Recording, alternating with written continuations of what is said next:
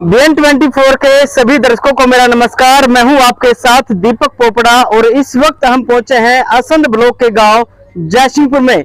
जयसिंहपुर के अंदर बाबा फतेह सिंह राजकीय महाविद्यालय जो कॉलेज है, लगभग 20 करोड़ की लागत से यह कॉलेज तैयार हुआ है और अब इस कॉलेज तक पहुंचने का जो रास्ता है वो हम आपको दिखाएंगे कि किस तरह का रास्ता है।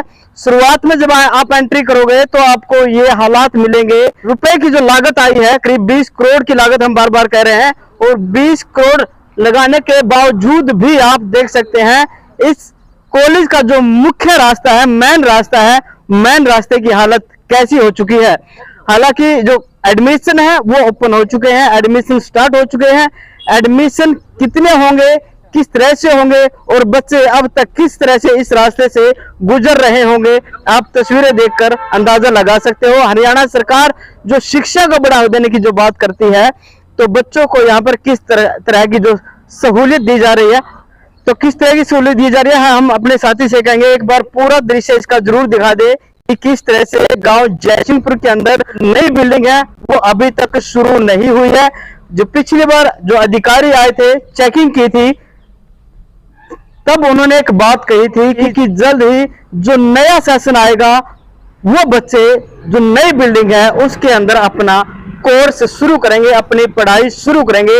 लेकिन कहीं ना कहीं अधिकारियों के वादे आज फिर झूठे साबित हो रहे हैं। सिर्फ और सिर्फ झूठ के सहारे ही वो बिल्डिंग बनकर तैयार तो हो चुकी है, लेकिन अभी तक कॉलेज को हैंडओवर नहीं की गई है।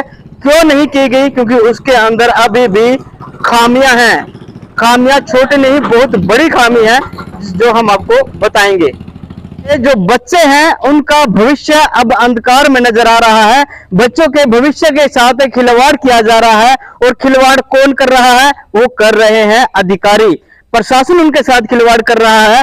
ये आप सामने देख सकते हैं। राजकीय औद्योगिक प्रशिक्षण संस्थान यानी कि ITI की एक बिल्डिंग, कुछ हिस्सा, कुछ कमरे इन बच्चों को दिए हुए हैं, जहां पर वो अपना एक घर जाकर कहते हैं कि हम कॉलेज में पढ़ते हैं, और कॉलेज के नाम पर कहीं ना कहीं उनके साथ मजाक किया जा रहा है। अच्छी बात है, शुरुआत हुई है, लेकिन अब जब शुरुआत हो चुकी है तो शुरुआत के बावजूद ये व्यवस्था है प्रशासन की तरफ से।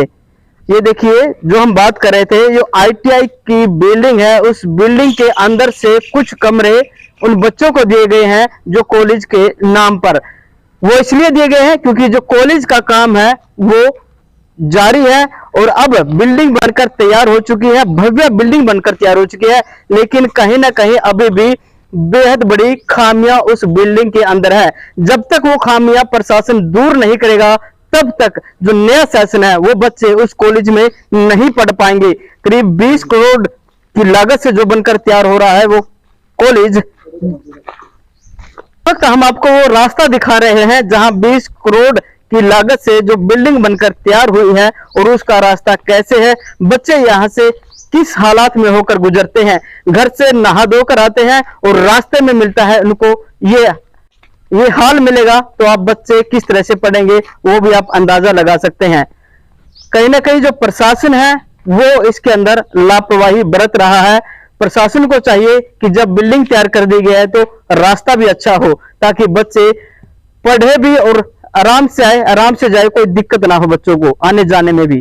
दोस्तों हम बार बार आपको कह रहे हैं कि जो बिल्डिंग है बनकर तैयार हो चुकी है, खड़ी खड़ाई बहुत ही शानदार बिल्डिंग, जर्जर ना हो जाए, इसलिए सरकार को, प्रशासन को, अधिकारियों को हम एक मैसेज देना चाहते हैं अपने चैनल के माध्यम से, इस वीडियो के माध्यम से, कि जल्द से जल्द इस बिल्डिंग का शुभ मुहूर्त किया जाए और बच्चों की एजुकेशन इस बिल्डिंग में स्टार्ट की जाए। तो जो बच्चे होते हैं उनका एक सपना होता है कि वो अपने कॉलेज के अंदर जाएंगे, उसके अंदर पढ़ेंगे, उस बिल्डिंग में जाएंगे, जो एक शानदार बिल्डिंग ठीक जो ITI है इसके पास है। मैं आपको बता रहा हूं, जब हमारा कॉलेज था, 4 कमरों के अंदर कॉलेज था और एक बहुत बड़ा कॉलेज बनकर तैयार हो रहा था, हमारे अंदर भी मलाल रहा कि शायद हम एक क्लास उसमें भी जा सकते हैं। कहीं ऐसा इन बच्चों के साथ भी ना हो कि उनके मन में मलाल रहे कि शायद हम इस कॉलेज के अंदर जाते और हमारी पढ़ाई अच्छी तरह से हो सकती।